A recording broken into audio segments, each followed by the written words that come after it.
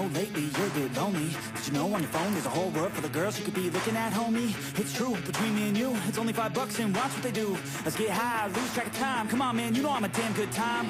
Yo, if they're gonna post it, no clothing, oh my god, so exposed and everything. You might as well see everything, every inch, never leave or grow a need. Wait, maybe you should DM, be friends, pretend, a boyfriend, the deep end. She needs men, she needs you and you're choosing. Get out of my head, get out of my mind. I need to focus, I'm wasting my time. You make me feel hopeless, I'm wasting my prime. Fuck it, I'm going to war with my mind. I'm in control, my body and soul. Never again will you ever take hold. I've got a purpose outside of this hole, and I'll turn this feeling into something more. I could change, rearrange my brain. Thoughts and energy push through pain. Loneliness is a passing phase. A better life, it starts today. Once hopeless and broken, I'm in motion. Just gotta stay focused. Keep moving, keep growing. Never look back, got a new path chosen.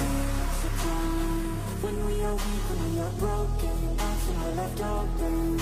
In darkness, it's all of our flaws and keep.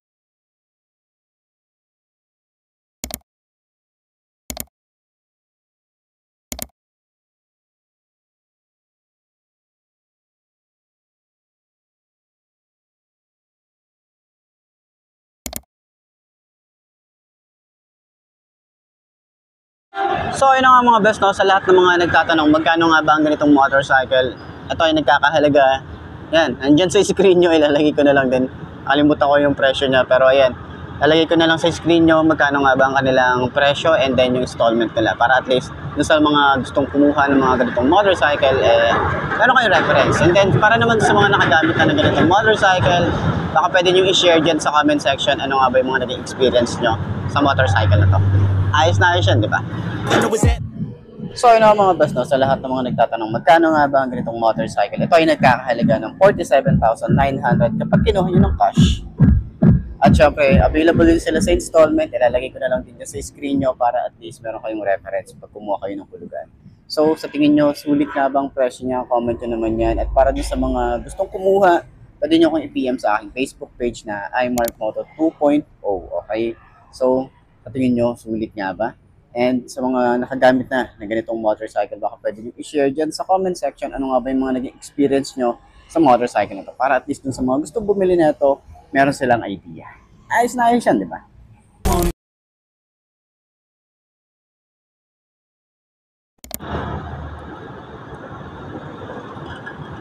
So ayun na nga, ngayong 2025, meron na namang bagong color variant itong Suzuki Smash.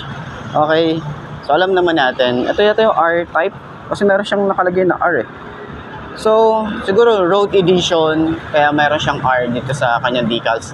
Pero yun na nga, sa taon, no, sa tagal ng Smash, ay nananatili pa rin po sa market itong Suzuki Smash na to. Dahil alam naman natin ito yung talagang legendary ang tawag nila rito. Pero syempre hindi nawawala ito sa market dahil marami pa rin talagang bumibili. Hindi man siya ganun kadaming bumibili, pero kahit pa paano meron na ibubuga to. Pero tingnan natin ano nga ba yung mga pwede pa nating i-suggest kay Suzuki, kung ano mga ba yung mga pwedeng i-upgrade pa rito at pwede nilang palitan, 'di ba? Para sa mga susunod na taon ay makasabay naman sila. Pero ayan, para sa mga bibili na ganito, 5'2" ang aking height. Ayan, ganyan ang itsura niya kapag naka-side stand. Goods pa rin naman. Tsaka kung beginner bike yung hanap mo, pwedeng-pwede ang isang to. Pero ito ay naka-semi-automatic, okay? Hindi siya yung clutch, hindi rin siya automatic. Semi-automatic siya. Okay, wala lang siyang clutch dito sa side, okay?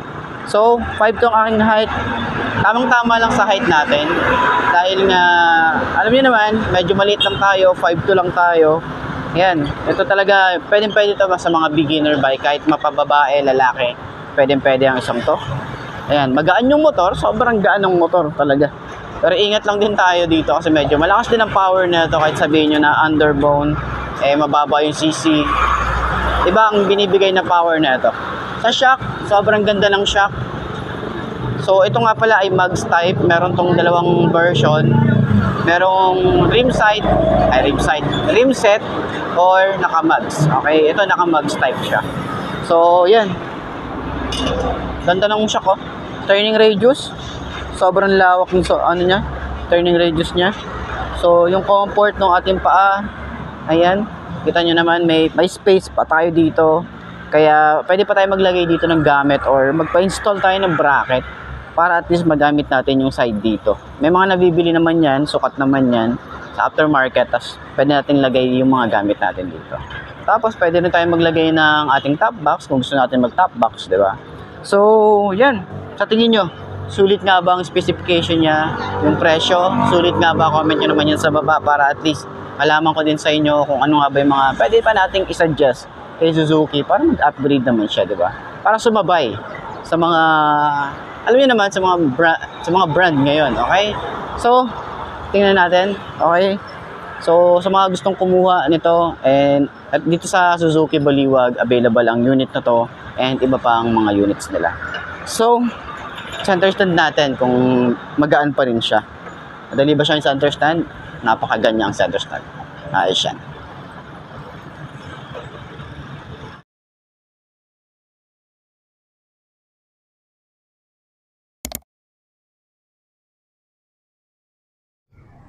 So, yun ang mga best, no? Ngayon 2025, okay, meron na naman silang bago rito na Euromotor Rapido 110. So, sa akin bago kasi, hindi ko lang alam kung sa inyo, bago lang din, okay, pero sa akin bago siya, lalo na yung lining nito. Meron tayong combination ng red and black na glossy finish, tsaka napaka-sporty looking nung kanyang mga decals. May decals tayo rito sa side, meron dito sa side, meron din dito sa side, and then meron tayo ditong letter R na parang represent ng Rapido. Okay. So, itsura natin. Meron tayo rito na disc brake sa harap. Okay, yung ating rim set. Okay, meron na tayo rito. Tapos, naka-dual LED shifter tayo rito, yung kanyang forma. So, yung forma para sa kanyang headlight. Yan. Same pa rin naman dati. Yung mga naging, ano natin dito, yung specs niya, same pa rin naman. Pero, nagandahan lang talaga ako dito sa forma niya, and then sa color combination na red and black na glossy finish, diba? So, meron tayo rito na semi-automatic, so wala namang naglabas dito na declutch. Okay, para doon sa mga nagtatanong kung naglabas nga ba. Hindi sila naglabas nun, puro semi-automatic. And meron tayo rito na malambot na upuan. Ganda ng upuan, tapos compartment, meron din tayo rito cover pa. So, double protection, okay? And naka-dual shock din tayo rito, kulay gray, and rito na chain cover. Ayan. So, upuan na nga natin para at least sa mga gustong kuha. 5 to ang ating height. Okay. So, tingnan natin, check natin. Ano yung itsura niya. Kapag naka-side stand, ganyan ang itsura niya. Ayan. So, safe naman siya. So, ayan. Upuan natin. Uy, malambot yung upuan. Tapos, mababa siya. Compare dun sa nauna natin na vlog na tawag ito Marvel. So, mas mababa siya. Okay, pwede ito sa mga beginner na gusto magkamotor. Okay, so semi-automatic na lang to. So 110cc, goods lang naman yun. Kahit ilong range to, okay na okay din to. So alam naman natin kung saan siya inspire. Sa Smash, di ba? Alam naman natin yung legendary Smash is talagang goods na goods. Lalo na sa mahabang biyahe. Okay, so sa kanya siya. Hindi siya yung sobrang lambot, hindi rin siya yung sobrang tigas. Pero, ayan, kayo na ang humusga. Ayan. Parang medyo may, ano tayo rito. May kailangan i-adjust pa, siguro. So, turning radius, di siya ganun kalawak. Medyo may space pa siya rito. Ayan. Pero kung gusto niyo ng madami pang lagayan, bili tayo ng bracket dito. Tapos, pwede natin paglagyan ng mga gamit natin. Lalo kapag gusto natin mag-long ride. Ito, pwede tayo rito maluwag. Yung legroom natin dito maluwag. Ayan. So, siguro additional dito, maglagay sila ng side pocket and then USB charging port. Yun yung mga upgrade na pwede pa nilang ilagay dito. Sa OBR, ano naman, malawak naman. Tsaka yung foam natin dito is makapal din. So, maluwag din dito. Pwede rin tayo maglagay dito ng top box para at least kung gusto niyo mag-additional pa na storage, pwede to. Maraming nabibili sa aftermarket mo. So, ayan, sa tingin nyo, sulit nga ba ang kanyang presyo and yung specs pa rin niya ngayong 2025? Yung looks niya, kamusta naman para sa inyo? Comment nyo naman niya. So, ayan, para sa mga gustong kumuha, PM nyo na lang ako or pwede nyo kontakin si Mitsukoshi Korean Touch. Ayos. Center stand natin kung magkano din siya. Center stand. Okay. Madali lang din siya ang center stand. Ayos.